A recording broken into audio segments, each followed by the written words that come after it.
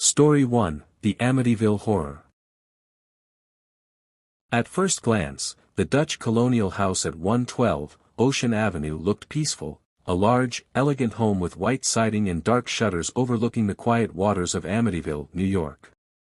But behind its charming facade lay a history soaked in violence, fear, and something far darker than human cruelty.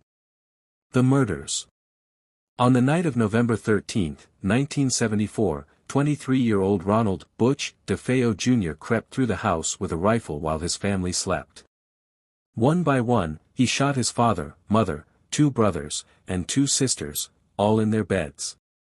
The shots echoed through the night, yet no neighbors heard screams. When police arrived, every victim lay face down, as though arranged.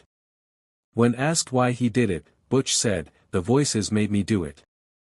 He claimed he'd been hearing whispers for days, urging him to kill his family. He insisted that something inside the house had taken control. He was arrested and convicted, but after the murders, the house sat empty for over a year. Then, in December 1975, George and Kathy Lutz, along with their 3 children, bought the house at a bargain price. They knew about the murders, but they didn't believe in ghosts. That would change in 28 days. The Lutz family moves in. The first days were ordinary. They unpacked, decorated for Christmas, and tried to make the house feel like home. But almost immediately, small things began to go wrong. The temperature in the house dropped suddenly, even though the heat worked fine. Doors slammed by themselves. A thick, sticky black substance began oozing from keyholes and wall cracks. Then came the smell. It was a rancid, sickly sweet odor that appeared without warning, strongest in the middle of the night. George searched everywhere, pipes, drains, the basement, but found nothing. The air itself seemed to rot. The family dog, Harry, refused to enter the house after dark.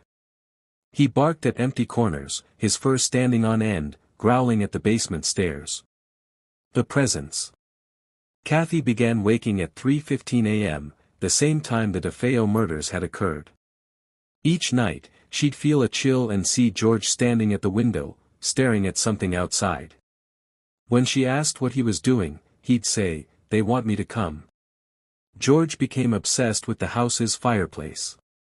He built fires constantly, even when the house was warm, claiming he could feel something in the flames. He stopped eating, stopped shaving, and grew irritable and violent. The children's behavior changed too. The youngest, Missy, began talking to an invisible friend she called Jody, who she said was a large pig with glowing red eyes. When Kathy asked her about Jody, Missy smiled. "She says she used to live here," she whispered. "And she wants us to stay forever." The attacks. One night, Kathy woke screaming, something had touched her. George switched on the light and gasped. Her skin was covered in red welts, as though burned. The next morning, they vanished completely. The family priest, Father Mancuso, came to bless the house. But when he entered the room that had belonged to the murdered DeFeo boys, he was overcome by a suffocating stench and a voice growled, "Get out." He fled, shaken, and later developed high fevers and blisters on his hands. Soon, every night brought new horrors. Doors ripped off hinges. Windows slammed shut with unseen force. Kathy levitated from her bed. George saw shadow figures moving through the hallways, whispering his name. The final night, George awoke to the sound of a marching band thundering through the house, dozens of footsteps pounding upstairs though no one was there. He ran to the children's room and froze. Their beds were shaking violently, the crucifix on the wall spinning upside down. He grabbed the kids, dragged Kathy from bed, and they fled into the cold darkness. They never went back. The aftermath. The Lutz family abandoned all their belongings and moved out after just 28 days. They later told investigators that something evil had followed them, haunting their dreams and draining their health. Paranormal researchers Ed and Lorraine Warren visited the house soon after. Lorraine reported being overwhelmed by a dark, oppressive energy. She said she sensed a presence of pure evil. During their investigation, a photographer captured an infamous image, the ghostly face of a small boy peering from a doorway, his eyes glowing white. No children had been present during the shoot. Experts have since debated the photo, but no one has definitively explained it. The house today. Over the decades, new owners have reported little or no activity. The famous quarter-moon windows, once likened to eyes, have been replaced, and the address changed to deter curiosity seekers. But some say the evil in that house never left, only went quiet. Former neighbors still remember seeing lights flickering in the upper windows long after the Lutz family fled. Others claim to hear faint chanting from the house on still nights, or see the outline of a man standing at the dock, staring at the water. And occasionally, passers-by notice a single lamp burning in the attic long past midnight, though the house has been dark for years. Maybe the Lutz family exaggerated. Maybe the horror was real. But one thing remains certain. Something terrible happened at 112, Ocean Avenue, and whatever it was, it changed everyone who entered forever. Story 2, The Winchester Mystery House. At the edge of San Jose, California, stands a sprawling Victorian mansion unlike any other. With more than 160 rooms, twisting hallways, secret passages, and staircases that lead nowhere, the Winchester Mystery House looks less like a home and more like a labyrinth of madness. But behind its strange design lies a tragic, true story, a story of grief, guilt, and a desperate attempt to escape a curse. The curse begins. In 1881, Sarah Winchester, the widow of William Wirt Winchester, heir to the Winchester Repeating Arms fortune, lost both her husband and her infant daughter to illness. Her grief was unbearable. Devastated, she turned to a spiritual medium for comfort. During a séance in Boston, the medium told her something that would change her life forever. "Your family is cursed, Mrs. Winchester. The spirits of those killed by the Winchester rifle demand restitution. They will never rest, and neither will you." The only way to appease them, the medium said, was to move west and build a house. But she must never stop building. The sound of hammers and saws would keep the angry spirits at bay. Sarah believed it. The house of endless construction. She purchased an 8-room farmhouse in San Jose in 1884, and immediately began building. Workers labored day and night, 24 hours a day, 7 days a week, for 38 years straight. There were no blueprints, no master plan. Sarah herself directed every addition, often changing her mind overnight. Rooms were built upon rooms. Staircases ended at ceilings. Doors opened into walls. Windows looked into other rooms. There were hidden doors, trap passages, and secret stairways that twisted and looped back on themselves. She told the workers the strange design was to confuse the spirits, so they could never find her. Sarah dressed in mourning black, kept to herself, and held séances nightly in a small blue room known as the séance room. There, she would summon the good spirits, who guided her construction. They told her what to build next. Neighbors sometimes saw candles flickering through the windows long after midnight, even though the rest of the house was dark. Workers said she would emerge from the séance room pale and trembling, whispering orders for new walls or staircases. And so, the house grew, and grew, into a maze of confusion. The spirits stir. Those who worked there said strange things began happening. Tools disappeared and reappeared in odd places. Footsteps echoed from empty halls. Doors slammed by themselves. One worker claimed he saw a shadowy man staring from an upper window, only to find no one there when he climbed the stairs. Another swore he heard hammering from the attic long after everyone had gone home. Sarah herself believed the spirits were restless. She insisted the house's constant construction kept her alive. Whenever work stopped, she said, death would come for her. In 1906, the San Francisco earthquake struck, destroying much of the mansion's front. Sarah was trapped in her bedroom for hours before being rescued. She saw the disaster as punishment from the spirits for becoming too comfortable. Afterward, she sealed off most of the damaged front rooms, believing the ghosts that caused the quake were trapped inside them. She resumed building immediately. The Séance Room. The séance room was at the heart of the mansion, a small chamber with one door in, but 3 ways out. One exit led to a closet, another to a secret passage, and the third to a steep drop that once led directly into the kitchen sink below. Sarah would enter each night at midnight with a candle and a notebook. She would lock the door, ring a bell to summon the spirits, and remain inside for hours. No one knew what she did in there. But workers said that at 2 a.m., the bell would ring again, her signal to dismiss the spirits. Sometimes, faint voices were heard echoing from the séance room when she was alone. Murmurs. Whispers. Occasionally laughter. One servant claimed that when he passed by the room one night, he heard a voice, not Sarah's, say clearly, "We see you." He quit the next morning.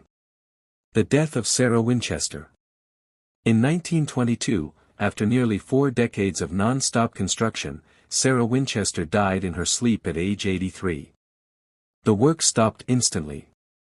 Carpenters left their tools where they stood, saws mid-cut, nails half-driven into wood. When her relatives entered the mansion, they were stunned. There were staircases leading into ceilings, doors opening into thin air, and a window set in the floor. Hallways looped endlessly. Rooms had no logic or symmetry. It was said that even with a map, it was easy to become lost for hours. And even after her death, strange things continued to happen. Visitors and caretakers reported hearing footsteps pacing the halls at night, echoing hammer strikes from the upper floors, and the faint sound of a woman humming. One caretaker claimed he saw a small, veiled figure vanish around a corner near the séance room. Others swore they heard the faint sound of a bell ringing at 2 a.m., Sarah's old signal. The house today. The Winchester Mystery House still stands today, open for tours. Guides lead guests through endless rooms, warning them not to stray from the group. Some visitors report sudden cold spots, doors locking by themselves, or the sound of distant construction, hammering that never ends.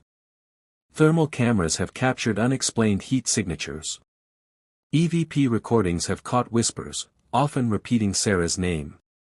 And some nights, under a full moon, passers-by claim they see a candle burning in an upstairs window, flickering steadily as though someone still walks the halls, waiting for her spirits to return. The legend says that as long as the house stands, the spirits of those killed by the Winchester rifle will never stop searching for Sarah. And if you stand in front of the mansion after midnight, you might hear the faint ring of a bell, and the echo of hammers in the dark. The house is silent. Now, but only on the surface. Because deep inside its twisting corridors, something is still building. Story 3, The Villisca Axe Murders. It was a quiet Sunday evening, June 9, 1912, in the small town of Villisca, Iowa. The Moore family, Josiah, his wife Sarah, and their 4 children, had just returned home from church, joined by 2 young friends who were spending the night. It was an ordinary summer evening, the kind that ends with crickets chirping and children whispering before bed. By dawn, the house would be silent for a different reason. The night of June 9. Neighbors later said they saw the Moores come home around 10 p.m. The family had attended the local Children's Day program at the Presbyterian Church, where Sarah Moore had been a teacher. Everyone in town knew the Moores. They were well-liked, religious, and respected. That night, after prayers, they all went to bed. 8 people under one roof, none of them would live to see the morning. Sometime after midnight, a man entered the small, 2-story White House at 508 East 2nd Street. He carried an axe, Josiah's own, taken from the shed. The intruder moved silently, lighting a kerosene lamp but removing the chimney so the flame was faint and low. He first crept into the parents' bedroom. When Josiah stirred, the axe came down, once, then again. The killer struck Josiah in the head, the blade cutting deep. Sarah woke before she could scream. He hit her too, over and over. Then he moved to the children's rooms. The murders. Investigators later found that the killer killed all 4 more children as they slept: Herman, Catherine, Boyd, and Paul, ages 5 to 11. Each was struck multiple times with the same axe, the blade embedded so deep in the plaster that it left marks above the beds. Afterward, the murderer descended the narrow staircase to the guest room where the 2 visiting girls, Lena and Ina Stillinger, lay sleeping. He killed them as well. But what happened next was even stranger. The killer covered every mirror in the house with cloth or clothing. He draped the victims' faces with bedsheets. He even prepared a meal in the kitchen, leaving a plate of untouched food on the table and a bowl of bloody water in the sink, as if he had calmly washed his hands. Then, he disappeared. The discovery. The next morning, neighbor Mary Peckham noticed the Moores' house was oddly quiet. The blinds were drawn. No one had come out to feed the chickens. She knocked, no answer. When she tried the door, it was locked. Alarmed, she called Josiah's brother, Ross Moore, who arrived with a spare key. The moment he stepped inside, the smell hit him. It was heavy, metallic. Death. He went to the guest bedroom first, and saw the Stillinger girls under the sheets, dark stains soaking through the fabric. He ran out screaming. Police arrived quickly, but word spread faster. By noon, dozens of townspeople had crowded around the house. Some even went inside before authorities could stop them, trampling evidence and leaving fingerprints everywhere. The scene inside was beyond comprehension. Every victim had been killed with the same axe, found leaning against the wall, slick with blood. The ceilings above the beds were splattered. Curtains were drawn. In the parents' room, Josiah's face had been so mutilated he was unrecognizable. And yet, there was no sign of forced entry, no robbery, no clear motive. The theories. Over the years, several suspects emerged. One was a traveling preacher named Reverend George Kelly, who had attended the same church event that night and left town early the next morning. He later confessed, then recanted, claiming voices told him to do it. Another suspect was Frank Jones, a wealthy local businessman and Josiah's former employer, rumored to have grudges against him. But the case fell apart. Evidence was circumstantial. Witnesses contradicted themselves. And so the murders remained unsolved. Still, strange reports began almost immediately after the tragedy. Locals who passed the house at night swore they saw lights flickering in the windows when no one lived there. Some heard the faint sound of children crying, or the dull, rhythmic thud of something striking wood. Decades later, when new owners moved in, they complained of whispers, footsteps, and shadows moving along the upstairs hallway. Visitors reported feeling watched from the dark corners of the bedrooms. One woman fainted after hearing a child's voice whisper in her ear, "He's still here." The house today. Today, the Villisca Axe murder house still stands, restored to its 1912 condition. The walls are bare, the furniture simple, and the air thick with something unseen. Tourists and paranormal investigators come from around the world to spend the night, but few last until dawn. Cameras fail without explanation. Batteries drain. Doors open on their own. Many guests have heard the sound of footsteps creaking down the hall long after midnight, stopping just outside the bedroom doors. Some have woken to the weight of something invisible pressing on their chest. One man, a hardened ghost hunter, stayed in Josiah and Sarah's room and claimed he saw a shadow holding an axe above the bed. He screamed, and the lamp shattered beside him.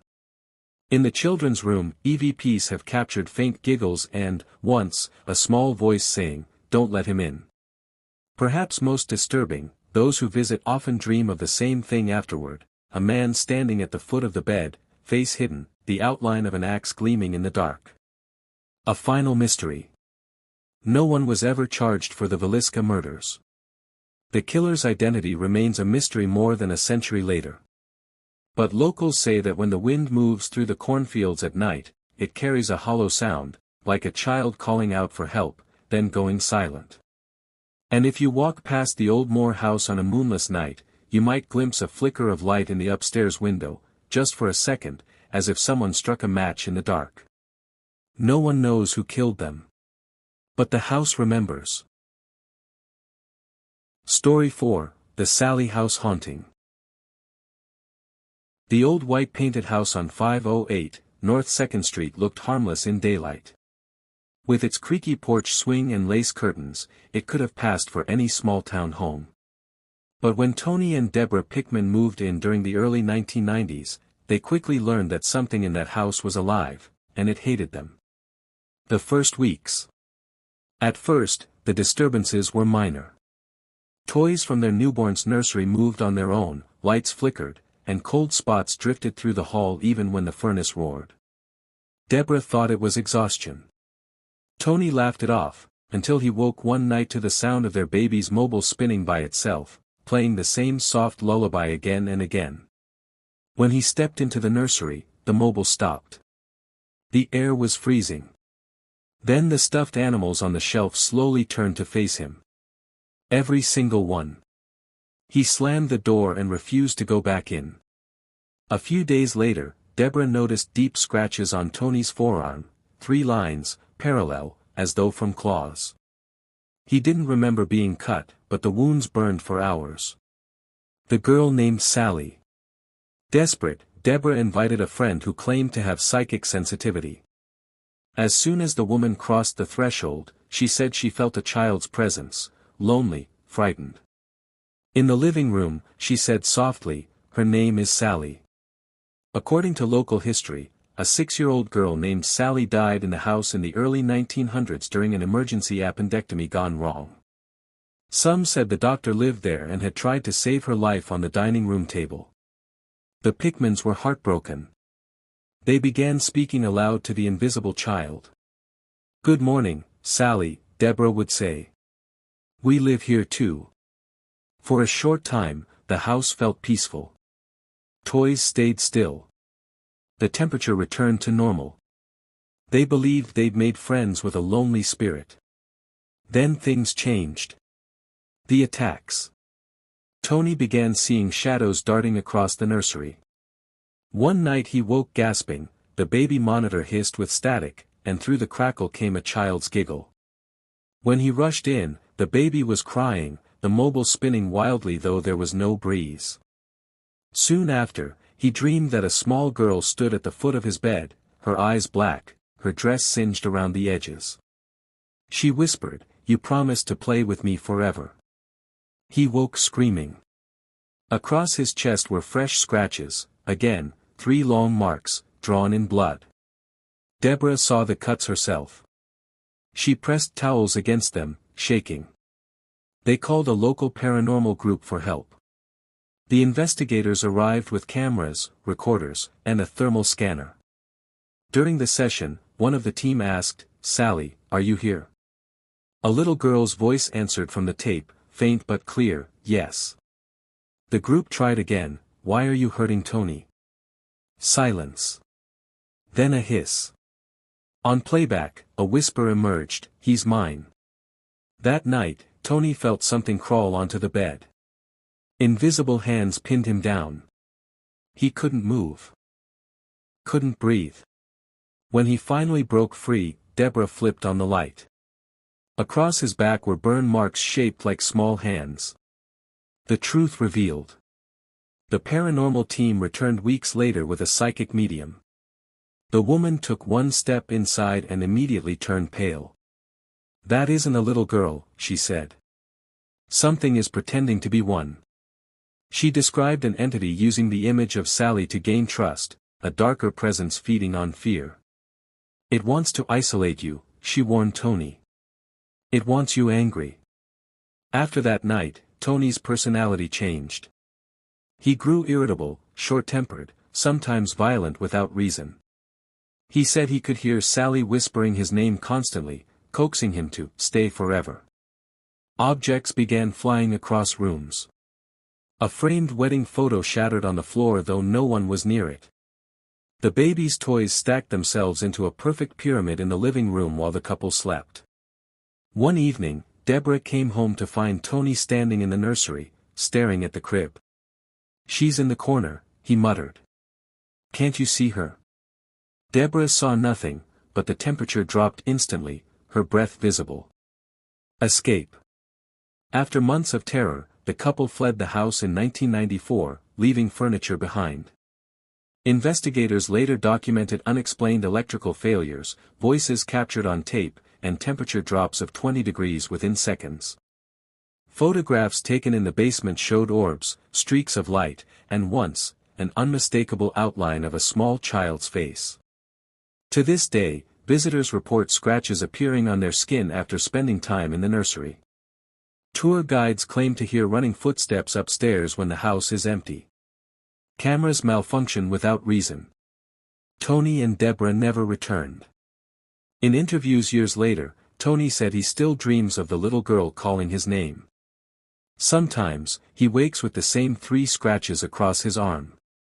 Locals say that at night, if you walk past 508 North 2nd Street and the windows are dark, you might see a flicker of movement in the nursery, a tiny hand pulling back the curtain, just long enough for you to know she's still waiting. And if you ever whisper, "Sally," the curtain slowly closes again. Story 5, The Haunting of Room 1046. It was January 2, 1935, when a man calling himself Roland T. Owen checked into the Hotel President in downtown Kansas City. He carried no luggage, only a comb, a toothbrush, and some essentials in his coat pocket. The clerk remembered his unsettling demeanor, quiet, expressionless, and almost hollow. His voice was flat, mechanical, and when asked where he was from, he said simply, "Los Angeles." He was given room 1046, on the 10th floor. From that moment, the hotel would never be the same. The maid, Mary Soptic, first met him later that day. He kept the blinds closed, leaving the room in near darkness. When she cleaned, he sat silently on the edge of the bed, staring at the floor. "Please leave the door unlocked," he told her, "because I have a friend coming soon." She noticed a single suitcase wasn't there, only a few personal items, a brush, toothpaste, and nothing else. When she returned later with fresh towels, she found Roland lying fully dressed on the bed, the lights off. The only illumination came from the street lamps outside, casting shadows that seemed to crawl up the walls. He was on the phone, saying something that made her uneasy. "No, Dawn. I don't want to eat now. I'm not hungry." "No, not yet. I'll call you later." He sounded angry. Agitated. And there was fear in his tone. That night, several guests reported hearing arguing from 1046. A woman next door said she heard a male voice shouting, followed by a dull thud, like someone being hit. But no one called the front desk. The next morning, Mary came back with clean towels. The door was locked from the outside, so she assumed he'd gone out. But when she opened it with her master key, she found him again sitting quietly in the dark, still fully dressed, the blinds drawn tight. There was a note on the table. "Dawn, I will be back in 15 minutes.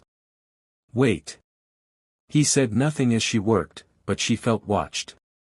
Every time she moved, she sensed his eyes on her back.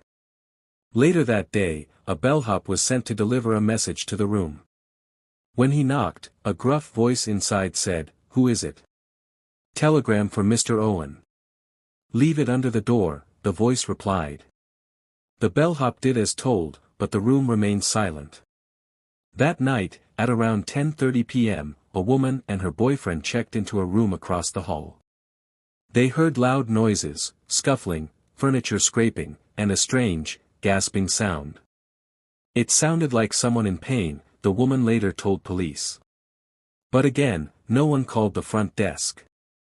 At 7 a.m. the next morning, a bellboy was sent up to 1046 because the phone was left off the hook for hours. When he knocked, a low voice said, "Come in." But the door was locked. "I can't," the bellboy replied. "It's locked." The voice repeated, "Turn on the lights." Confused, the bellboy left and reported the situation. An hour later, another employee used the master key to enter. What he found was the stuff of nightmares. Roland was on his knees beside the bed, his head bowed forward, his body covered in blood. The walls, the sheets, the bathroom, everything was splattered with red. The cords from the lamp had been cut and used to bind his wrists, ankles, and neck. His skull was fractured. His chest and stomach were stabbed multiple times. But somehow, he was still alive. When police arrived, they asked who had done this. His answer was barely audible. "Nobody did this to me." "Did you try to kill yourself?" the officer asked. He shook his head weakly. "No." Then he collapsed. He was rushed to the hospital, where he died shortly after midnight. The police found no weapons in the room, no signs of forced entry, and no fingerprints. The name Roland T. Owen turned out to be fake. Fingerprint records led nowhere. No one matching his description was missing. The coroner estimated his age at 25, but even that was uncertain. His body was displayed publicly in hopes someone would recognize him. Months later, a woman claiming to be his mother called from Los Angeles, insisting his real name was Artemis Ogletree. She said he had left home in 1934 to travel, but she'd received strange letters from him, typed letters, even though he didn't know how to type, that mentioned a mysterious man named Don. The letters claimed he was fine, traveling in Europe, and had married a wealthy woman. But the postmarks came from Chicago, New York, and later from Kansas City, around the same time he died. Then, on March 23, 1935, the funeral home preparing his burial received a phone call. The man on the line said he would send money to cover the cost. "Don't bury him in a potter's field," he instructed. He did wrong in life, but he paid for it. The caller refused to give his name. Later, an anonymous bouquet of roses arrived at the funeral home with a card reading simply, "Love forever, Louise." The case remains unsolved. Over the years, hotel guests who stayed in room 1046 reported hearing strange noises, muffled arguing, heavy footsteps pacing, and the faint ring of an old rotary phone even though the line had long been disconnected. Housekeepers sometimes found the room's lights turned off, the shades pulled tight, and the phone off the hook. In 1979, the hotel underwent renovations. Workers claimed to hear voices in the walls and cold drafts moving through sealed hallways. One night, a worker was alone on the 10th floor when he saw a man standing in the dark corner of the hallway, pale, expressionless, wearing a black coat. The man stared at him, then simply turned and walked into room 1046. When the worker followed seconds later, the room was empty. Today, the hotel president is still open, restored as a historic landmark. But locals whisper that if you stay in room 1046, you should never answer the phone after midnight. Some guests claim that when the phone rings, a man's voice says quietly, "Don't turn on the lights."